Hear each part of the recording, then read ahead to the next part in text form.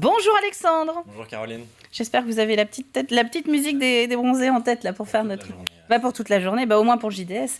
Alors on est parti. De quoi on va parler aujourd'hui? Un programme qui est un petit peu chargé, je crois. Oui, chargé. Il n'y avait pas que l'équipe de France de football. Ah bon? J'ai quand même du football à vous proposer, mais du basket, du hand et aussi du tennis. Donc il y a de quoi faire, vraiment. Et alors, on va commencer justement avec du basket. On l'a vu tout à l'heure dans le journal, on en a vu quelques images. Ligue féminine, c'était la 5e journée.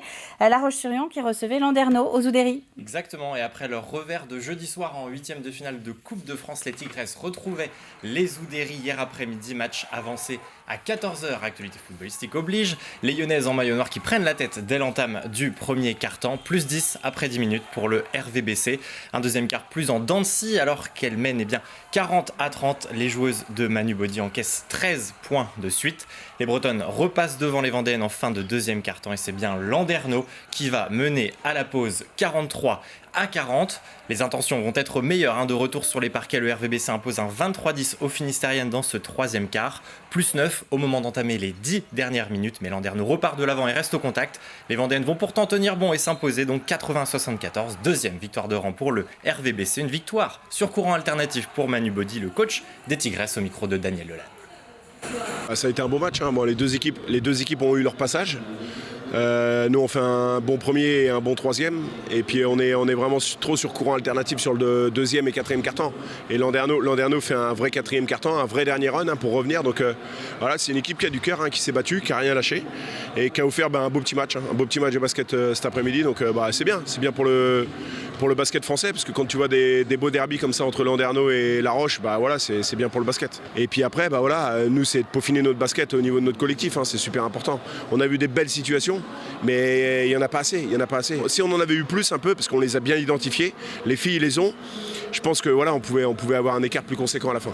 Alors vous nous avez promis aussi du football vendéen, Alexandre. 9e journée, La Roche VF Pouzauges. Et il y a eu beaucoup de buts aussi, on va le voir. C'était la reprise d'ailleurs en N3 après 15 jours de trêve avec un derby entre le leader La Roche VF en rouge et Pouzauges en blanc. Il valait mieux arriver à l'heure à Henri Desgranges. 4e minute, Axel Damin parfaitement lancé en profondeur qui vient tromper le gardien de Pouzauges 1-0. Et puis ce même Axel Damin, déjà buteur, qui transperce la défense pour servir en retrait Sonny Butro aux 10 minutes de jeu et 2 buts à rien.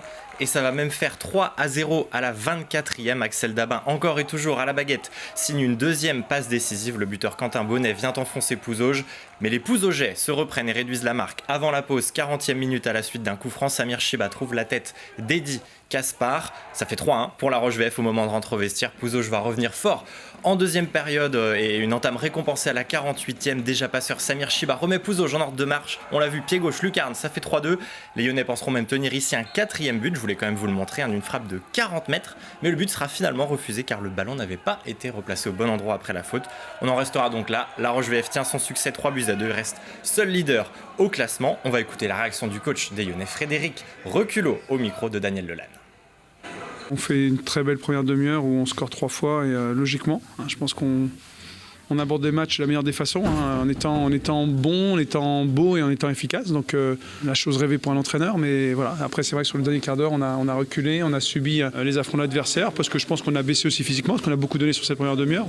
Et puis il marque sur un coup de pied arrêté, donc c'est dommageable, mais c'est vrai que c'est une fois de plus, on prend un but sur coup de pied arrêté et c'est pas le premier de cette saison, c'est la majorité des buts qu'on prend. Puis après en deuxième mi-temps, on savait que cette équipe de Pouzauges avait les moyens de nous embêter. On avait quelques retours de joueurs avec des manques athlétiques, des manques de temps de jeu sur les derniers matchs et ça s'est ressenti d'entrée où on a subi leur affront et ils marquent logiquement leur deuxième but. Il a fallu patienter, reprendre mettre un peu le pied sur le ballon, mais sans forcément être très, très dangereux. Donc c'est ce qu'il va falloir qu'on travaille, qu'on améliore sur les prochains matchs, quoi.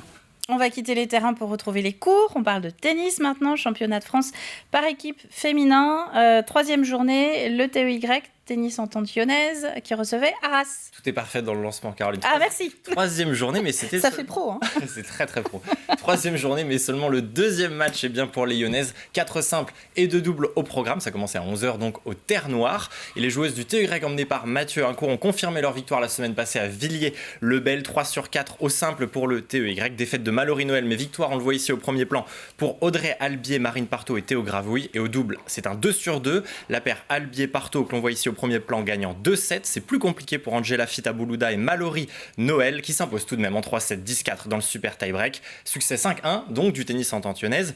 Les mots de Mathieu Hacourt sont interrogés par Sandrine Pelletier hier après la rencontre et vous allez l'entendre, l'objectif de la saison est plutôt clair.